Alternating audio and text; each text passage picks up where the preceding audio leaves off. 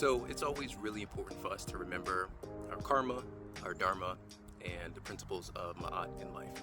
Karma and dharma come from dharmic traditions. Ma'at stems from meta nature and ancient Kemetic or Egyptian teachings. With karma, we a lot of times think of it as a negative, with a negative connotation of, somebody does something bad and it's like they're going to get their karma in a way. But karma simply is your actions, and what you put out is exactly what you're going to get back. And there's some teachings that subscribe to karma transcending lifetimes, actually. And so for us in our actions, in our day-to-day lives, to just be mindful of how we do things, and knowing that you put out negativity, you're going to get negativity back. You put out positivity, you're going to get positivity back. With Dharma, it's more of our morality and our integrity and our inner world, and how we feel and how we move and how we navigate life through those morals. And whatever morality you exude is what will be reflected back to you in others.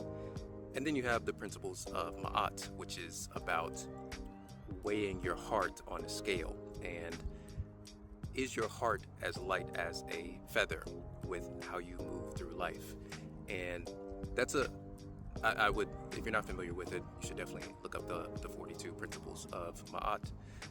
And that's about very similar to Dharma, with your morality and how you move. And they say when you transition, that's when your heart is measured. Now, transition doesn't just mean death. Transition can also mean ego deaths. So, and your ego never dies, it just transcends. So when you have an ego death and your ego transcends to another level, that's when your heart gets measured. And whatever your experience is going to be at that next incarnation of your ego will be reflected by your heart. And your heart is judged by your inner being. Now, it's not necessarily judged by some outer deity that is jealous or angry or any of those things. Your inner divine being judges itself based on your actions and your movements and how you treat people. And so you don't have to worry about, like I said, anybody else judging you, because you will judge yourself on a subconscious level. And then your subconscious will reflect back to you your karma and your dharma in a way.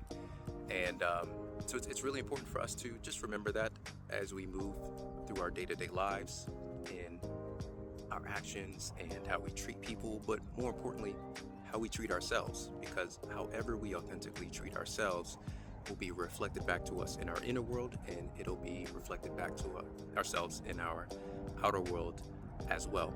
And it all has to do with ascension and our transcendence across lifetimes. And you can transcend lifetimes within one life, if that makes sense. And so I just wanted to share that with you today. I did not plan on saying any of that today, but here we are. And I hope some of that resonates with you. And if you're not familiar with some of those things, I highly recommend that you look into them. They're extremely helpful in navigating our everyday experiences and just making life so much better.